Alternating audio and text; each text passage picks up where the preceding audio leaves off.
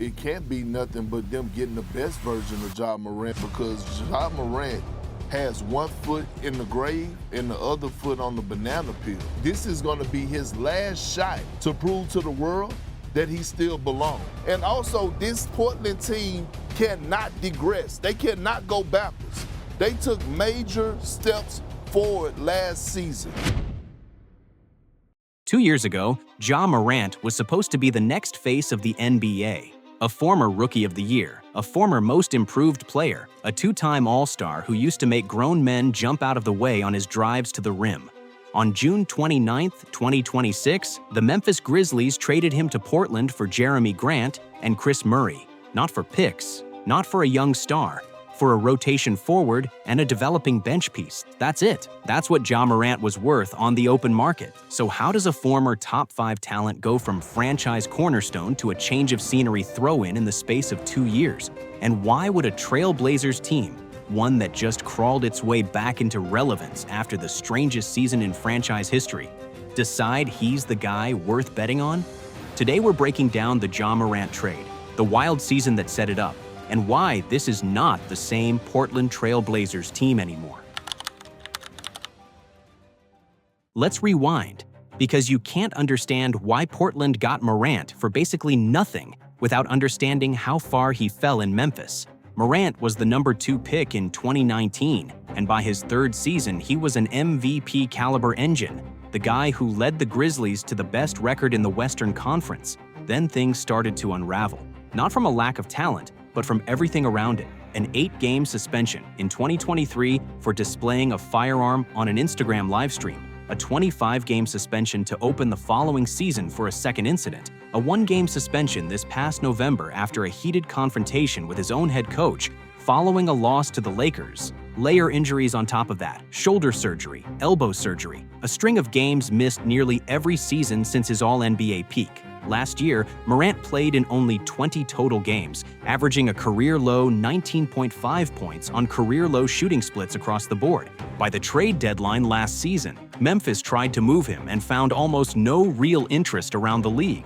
Teams weren't willing to give up meaningful assets for a player carrying that much risk. And Memphis, by that point, had already made the call to blow the whole thing up anyway.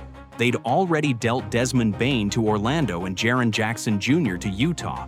Morant was simply the last domino. The Grizzlies posted a message thanking him for the memories, and that was that. 7 years over. So when Portland only had to give up Jerami Grant and Kris Murray to acquire him, that's not a steal because Morant isn't talented. It's a steal because the league had priced in every single one of those red flags, and Portland decided the risk was worth taking anyway. Here's what makes this trade even stranger, though. Ja Morant isn't walking into some stable, buttoned-up organization looking for a steady vet. He's walking into maybe the most chaotic season any NBA franchise has had in years. Rewind to October 23, 2025. The Blazers had just played their season opener the night before, a loss nothing unusual. Then, before the sun came up, FBI agents arrested their head coach, Chauncey Billups, Hall of Famer, 5-time All-Star, Portland's head coach for 5 seasons, arrested and accused of helping run mafia-backed rigged poker games, complete with X-ray tables and hidden cameras. In a scheme prosecutors called one of the most brazen sports corruption cases since legal sports betting exploded across the country. He was placed on immediate leave that same day, facing charges that could put him in federal prison for 2 decades. He's pleaded not guilty, and the case is still working through the courts. The Blazers had to hand the keys to Tiago Splitter, a career assistant coach who'd never run an NBA bench in his life. One player later told ESPN the locker room was, in his words, shocked. That's the organization Ja Morant just signed up to join. Not a rebuild with a clean slate. A team that had already been through its own version of chaos just a few months before he got there. And yet, somehow, that team didn't fall apart. A huge reason why is the new co-star Morant is about to pair up with Deni Avdija, nicknamed Turbo. This is a guy who plays like his hair's on fire every single night. Portland traded for him back in 2024 as a change of scenery reclamation project out of Washington. Nobody outside the building expected what happened next. This season, Avdija averaged a career-best 25.5 points, 7.2 rebounds, and 6.7 assists a game. He posted 3 triple-doubles. He dropped a 41-point, 12-assist masterpiece against Phoenix in the play-in tournament to punch Portland's playoff ticket. And in February, he became the first Israeli-born player in NBA history to make an all-star team. He also finished the year as one of only 3 players in the entire league, alongside Nikola Jokic and Luka Doncic, to average at least 25 points, 7 rebounds, and 6 assists a night. His head coach got arrested in an FBI gambling sting in October. By February, Avdija was standing on an all-star court in Inglewood. That's not a coincidence. That's a guy deciding the chaos around him wasn't going to define his season. And it's exactly the kind of stabilizing presence that makes betting on a volatile talent like Morant a lot more reasonable.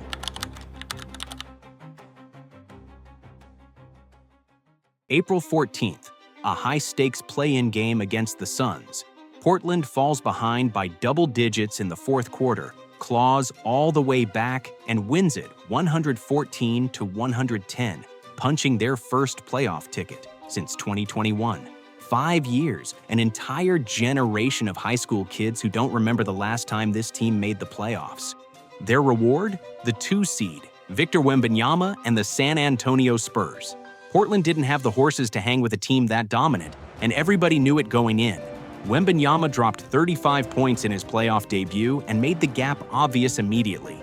The Spurs closed it out in 5 games, taking Game 5 comfortably, 114-95.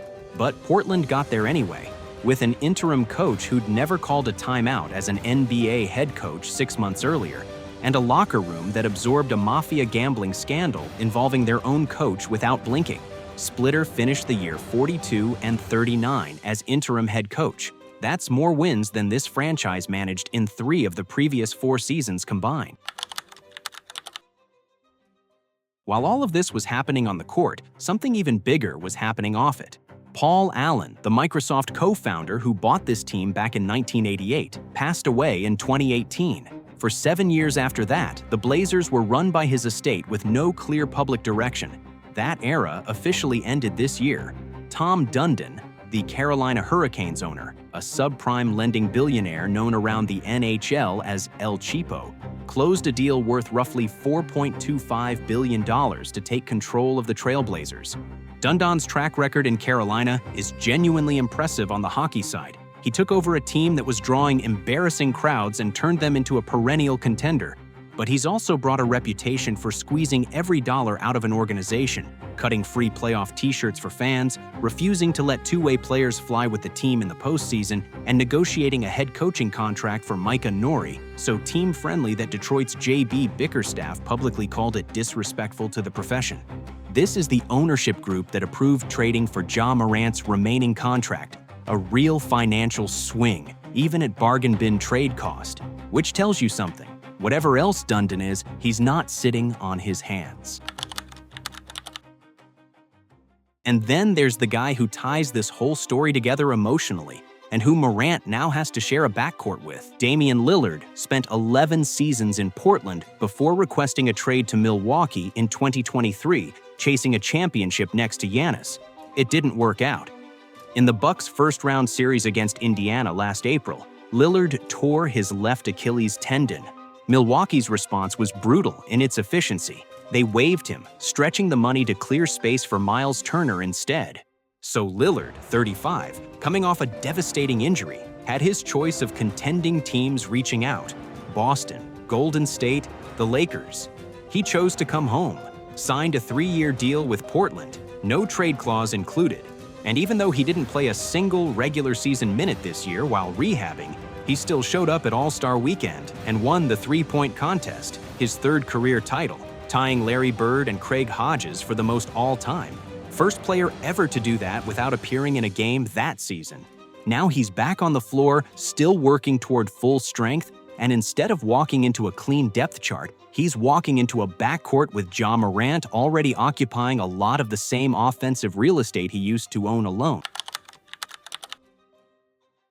So here's the actual basketball question at the center of this whole trade. Portland now has Ja Morant, Damian Lillard, Drew Holiday, and Scoot Henderson all under contract at point guard, plus Shaedon Sharpe, who also needs the ball in his hands to be effective. That's not a rotation. That's a logjam. Chris Haynes has reported the Blazers' plan to open the season starting Morant, Lillard, and Avdija together, which tells you Portland is leaning into pace and playmaking over minutes management caution. But that leaves real questions unanswered. Does Holiday get moved before the season starts? Does Henderson, a former number 3 overall pick, get buried on the bench behind 3 ball-dominant guards? Beat writers covering this team all summer have flagged the exact same concern. New head coach Micah Nori, on a 1-year team-friendly deal with pressure to win immediately, has to solve a roster puzzle that doesn't have an obviously clean answer. The upside if it clicks? A devastating transition pairing of a healthy Morant and an ascending Avdija that terrifies opposing defenses, with Lillard providing shot-making even in a diminished role. The risk if it doesn't?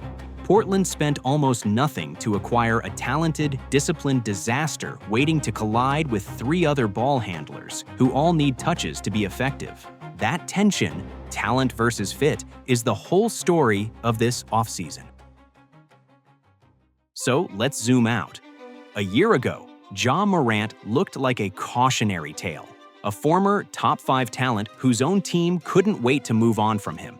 Today, he's the headline addition on a Trailblazers roster that just survived an FBI gambling scandal, produced a genuine all-star out of nowhere, made the playoffs for the first time in 5 years, and got a brand new $4 billion owner determined to win now. Whether this actually works comes down to one question: can Micah Nori turn a roster with 4 legitimate point guards into a functioning basketball team? If he can, Portland just landed a top 5 talent for pennies on the dollar, right as their timeline started pointing up instead of down. If he can't, this becomes one more chapter in Ja Morant's cautionary tale, and a very expensive lesson for a Trailblazers front office that's suddenly making a lot of aggressive bets at once. This is not the same Portland Trailblazers, and how they handle Ja Morant's second chance is going to tell us a lot about what kind of team this actually is. So I want to hear from you. How good will the Portland Trailblazers be next season? Drop your prediction in the comments. Hit like, subscribe, and I'll see you in the next one.